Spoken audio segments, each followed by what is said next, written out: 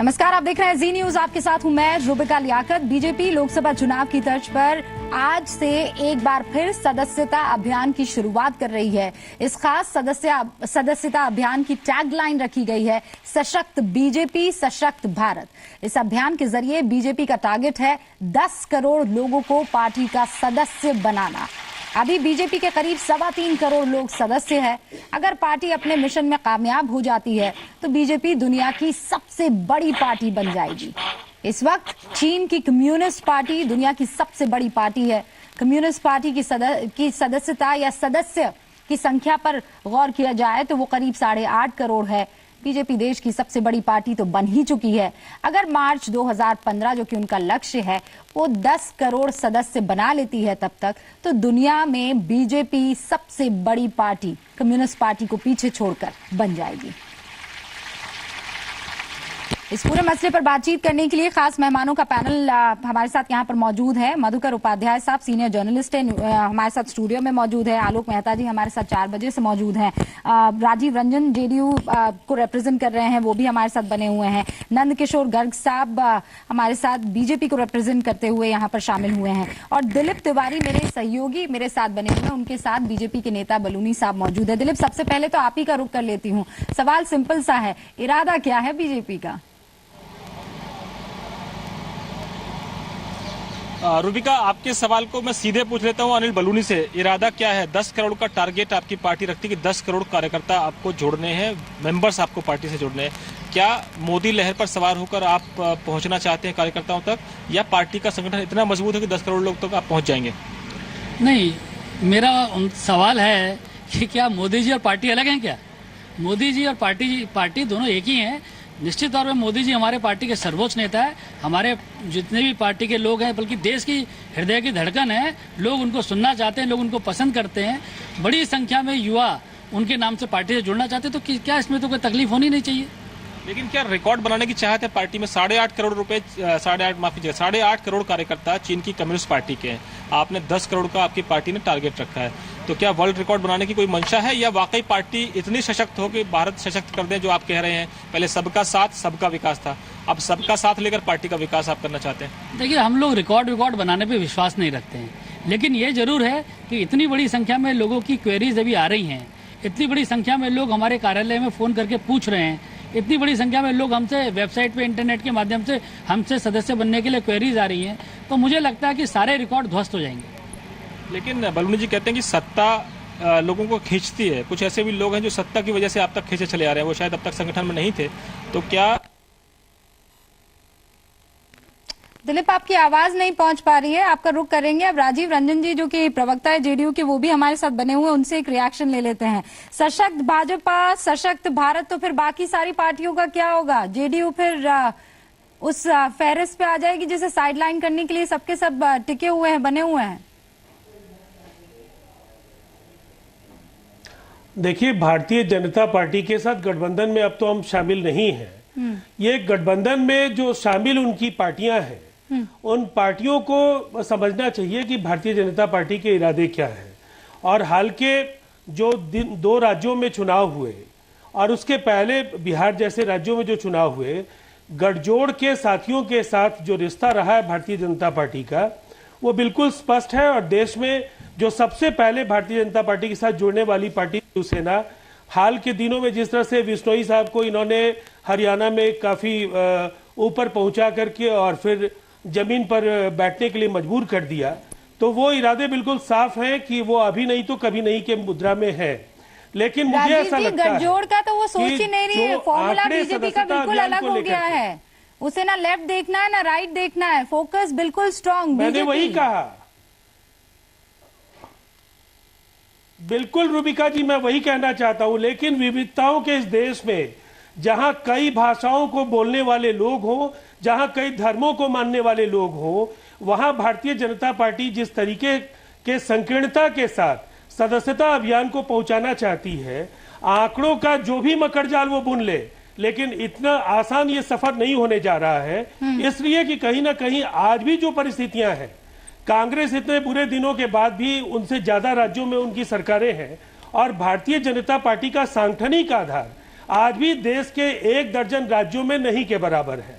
तो ये ठीक है, खुशफहमी पालने के लिए अच्छा है, एक अच्छे इवेंट मैनेजमेंट के लिए भारतीय जनता पार्टी का जो वर्तमान सवाल राजीव नेतृत्व है जी, उसको जरूर दाद मिलनी चाहिए। बीजेपी जीत से खुश है, समझ में आता है, लेकिन आगे देख रही है, फोर्सी कर रही है, उसके लिए तैयारियां हो रही है। जेडीयू क्या कर रही है? वो तो कुछ भी नहीं कर रही है। कांग्रेस क्या कर रही है? वो भी अभी कुछ करती हुई नजर नहीं आ रही है। कहीं ऐसा तो नहीं है, वो एक जुमला आपने अक्सर सुना होगा कि 2 खास दोस्त होते, क्योंकि आप तो कभी दोस्त रहे थे बीजेपी के। अगर वो हार जाए तो कोई प्रॉब्लम नहीं होती, लेकिन अगर दोस्त फर्स्ट रैंकर हो जाए तो ज्यादा चुभता है। ऐसा तो नहीं है? देखिए, जहां तक रूबिका जी, मैं एक बात जरूर कहना चाहूंगा, हिंदुस्तान की तारीख में ऐसे कई पिछले जनादेश हैं जिससे शासक दल को यह गलतफहमी हुई कि वो अब लंबी आयु पूरी करने वाले हैं, लेकिन जनादेश मिला है और 2-3 साल के अंदर जनता ने उनके होश फाख्ते करा दिए हैं। और मैं आपको कहना चाहता हूं, आप लगातार देखेंगी ऐसे हर 10 साल में ऐसी सरकारें बनी हैं जिन सरकारों को 2-3 साल के अंदर जनता के आक्रोश का सामना करना पड़ा है। इसलिए जो वायदे करती है पार्टी, उनको जनता की कसौटी पर खरे उतरने का भी उसकी हिम्मत भी रखनी चाहिए। महंगाई से लेकर भ्रष्टाचार के सवाल पर जो भी भारतीय जनता पार्टी के वायदे सस्ता हुआ है राजीव और जी, जो गठजोड़ के साथियों के साथ पेट्रोल उनका का रवैया सस्ता हुआ है राजीव जी। नहीं आती हूँ मैं आपके पास। अच्छा, कुछ और पैनलिस्ट बने हुए हैं, मैं आऊंगी आपके पास भी आऊंगी। नंद किशोर जी, जवाब देना चाहेंगे आप? जी,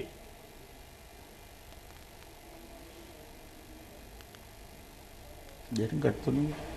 नंद किशोर जी, मेरी आवाज आ रही है आप तक?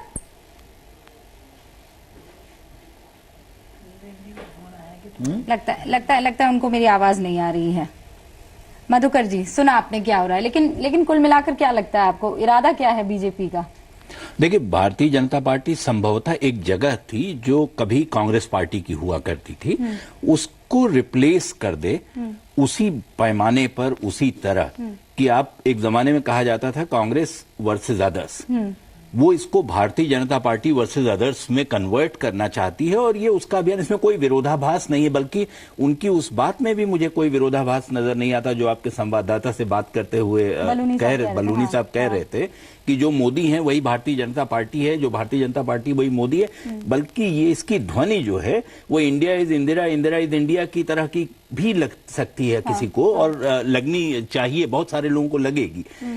सवाल यह है कि भारतीय जनता पार्टी क्या वाकई इतिहास जो कांग्रेस पार्टी ने 125 साल में हासिल किया धीरे धीरे जमीन पर काम करके, जिसका पतन, जिसका गिरना आप देख रहे हैं, और चुनाव में आपने देखा उसके बाद भी कोई स्थिति में सुधार की कोई संभावना नजर नहीं आती, क्या ये वाकई उसको रिप्लेस कर लेगी? सबसे बड़ी पार्टी दुनिया की बन जाए, इतनी बड़ी आबादी वाला देश है, बाकी छोटे मोटे पार्टियों की तो गिनती ही छोड़ दीजिए आप। यहाँ भारतीय जनता पार्टी अगर वाकई सबसे बड़ा राजनीतिक दल सदस्यता के नाम पर बनना चाहती है तो वो बन भी सकती है, क्योंकि वो काडर बेस्ड पार्टी है, उसके पास संघ जैसा ऑर्गेनाइजेशन है, वो इसे पूरा भी कर सकते हैं।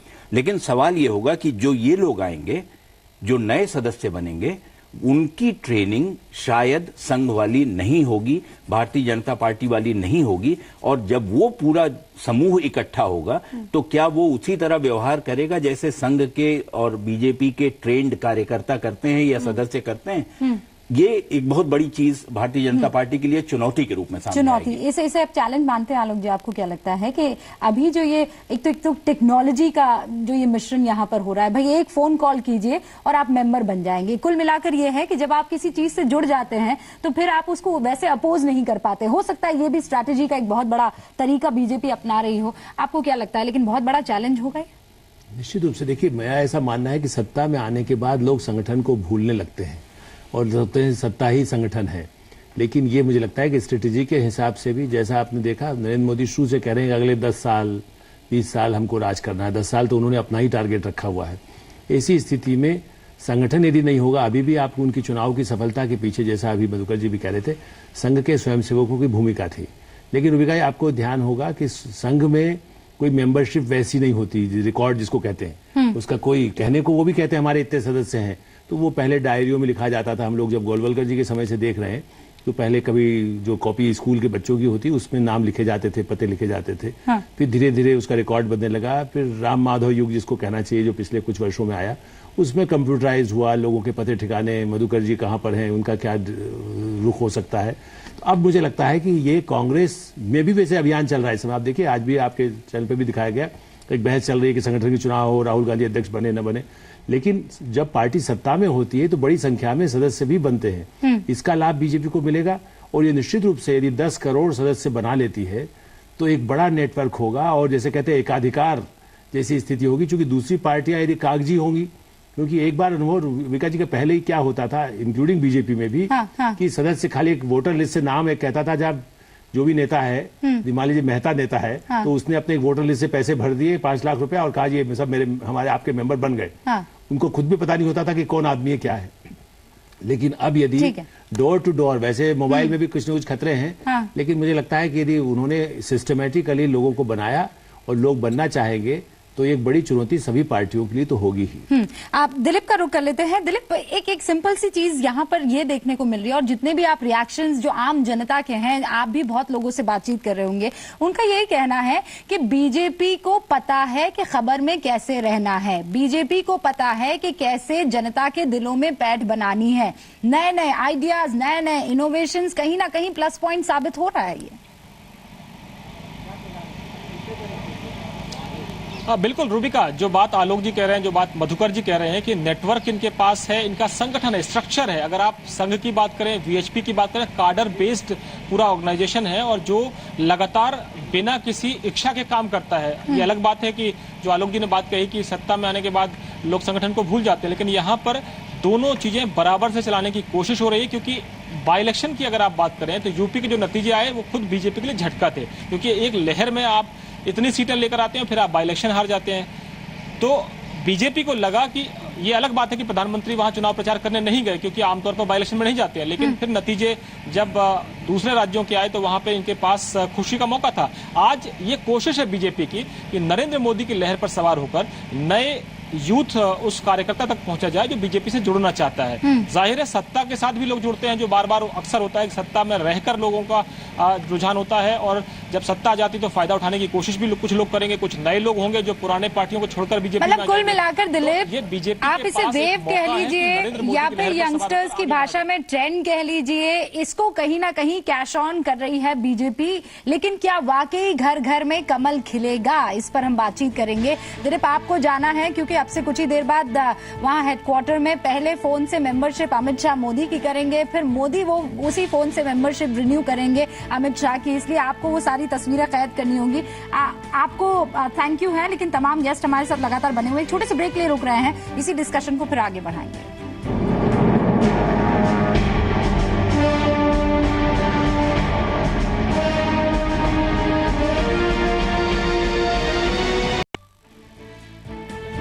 ब्रेक के बाद आप सभी का एक बार फिर स्वागत है। अब से कुछ ही देर में बीजेपी हेडक्वार्टर में अमित शाह फोन के जरिए रिन्यू करेंगे प्रधानमंत्री नरेंद्र मोदी की बीजेपी की सदस्यता, और फिर यही चीज रेसिप्रोकेट करेंगे नरेंद्र मोदी भी, और फिर ये जो मिशन है वो शुरू हो जाएगा। आप फोन कीजिए, आप अपनी बेसिक सदस्यता जो है वो बीजेपी के साथ या तो रिन्यू कीजिए या फिर आप नए सदस्य बन जाइए, और यही करके बीजेपी देश की ही नहीं दुनिया की सबसे बड़ी पार्टी बनना चाहती है। ये अभी फोकस है, ये अभी टारगेट है। हमारे साथ तमाम खास मेहमान बने हुए हैं, लेकिन गर्ग साहब आपका रुख कर लेती हूँ। नंदकिशोर गर्ग हमारे साथ बने हुए हैं बीजेपी की तरफ से। नंदकिशोर जी, एक सवाल अब जहन में ये उठता है कि हर बुके में फूल जो होगा वो कमल ही होगा, फिर गुलाब कहाँ जाएगा, हाथ कहाँ जाएगा उसे पकड़ने के लिए, बाकी तमाम कहाँ जाएंगे फिर? नहीं, बहुत बड़ा देश है, 125 करोड़ लोग हैं, 80 करोड़ मतदाता हैं, 18 साल से बड़े 80 करोड़ लोग हैं, और हमारा टारगेट 10 करोड़ का है। तो बहुत गुलदस्ता तो सभी रंगों का होगा, परंतु सबसे मजबूत नेटवर्क करके। मैं 1980 से इस भाजपा का फाउंडर सदस्य हूं, पहले दिन से। पहले 3 साल में रिन्यू होती थी, अब 5 साल में होती थी, और इस बार सारी मेंबरशिप हमारी नई है। ई मेंबरशिप होगी, जिसके कारण से सदस्यता बढ़ेगी, और इसके अंदर पूरी प्रामाणिकता से, ट्रांसपेरेंसी के साथ आज देश के अंदर 10 लाख पोलिंग बूथ हैं, और हमारा टारगेट है हर पोलिंग बूथ पर हम पहुंचे और कहीं 25 कहीं 50 मेंबर हों और कहीं हमारे जो शहर है वहां तो 200-300 मेंबर भी हर बूथ पे होते रहे हैं।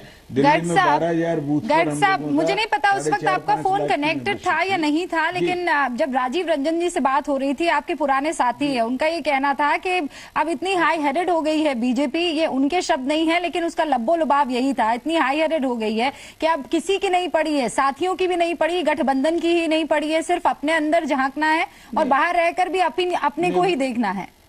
ये आरोप आपके साथी पुराने लगा रहे हैं। नीतीश जी हमें नहीं, रूबिका जी वो छोड़ के हमें गए थे, हमने उनको नहीं छोड़ा। वो अपने आप को प्रधानमंत्री बनना चाहते थे नीतीश कुमार जी, और मुख्यमंत्री भी नहीं रह पाए।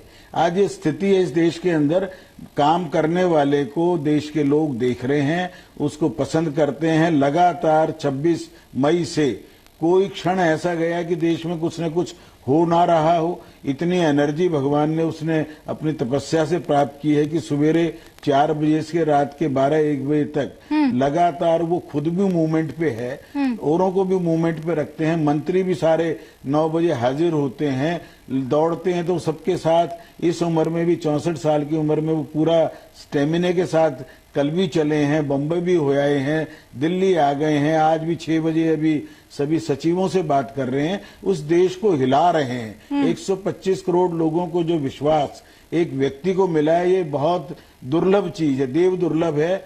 बहुत उन्होंने लगातार जो पिछले जीवन के 45-50 साल तपस्या की है, उसके बाद ये अर्जित अच्छा ऊर्जा राजीव जी कुछ कहना चाह रहे हैं। राजीव जी 20 सेकंड आपको दूंगी, मेरे पास वक्त नहीं है, जल्दी से अपनी बात कह दीजिए, फिर आगे हम 5 बजे इस चीज को कंटिन्यू करेंगे। हाँ नहीं 20 सेकंड राजीव जी। देखिए सबसे पहली बात है, मैं एक बात जो कहना चाहूंगा, नंद किशोर जी ने एक व्यक्तिगत बात कह दी है। नीतीश कुमार जी प्रधानमंत्री पद के उम्मीदवार किसी भी दौर में नहीं थे, सैद्धांतिक असहमति थी और उस सवाल पर उन्होंने गठजोड़ से रिश्ता तोड़ा था। और जहां तक बिहार में मुख्यमंत्री नहीं रहने का सवाल है, तो मुख्यमंत्री वो जनादेश के कारण वो पराजित नहीं हुए हैं, उन्होंने स्वेच्छा से परित्याग किया है और परित्याग करके उन्होंने जनादेश की भावना का सम्मान किया। और आप उसका परिणाम देखेंगे, बिहार में फिर से लालू से समर्थन लेना था इसलिए छोड़ा है। चुनाव में बिहार की जनता ने एकजुट होकर के वोट किया। ठीक है। पहले नंद किशोर जी मैं एक बात कहना चाहूंगा, और बिहार में तो एक दूसरे को गाली देने वाले, राजीव जी चाहे आप उसे दूसरे शब्दों में कहे, गर्ग साहब आप उसे दूसरे शब्दों में कहे, ये सियासत का खेल है, आपको भी पता है सियासत के लिए आप दोनों अलग हुए थे। लालू प्रसाद यादव के साथ आप सियासत के लिए राजीव रंजन जी आए हैं। एक छोटे से ब्रेक के लिए हम रुक जाते हैं, ब्रेक पर जाए उससे पहले जल्दी से आपको मथुरा में जो कुछ हुआ है वो बता दें, और 5 बजे जब लौटेंगे तब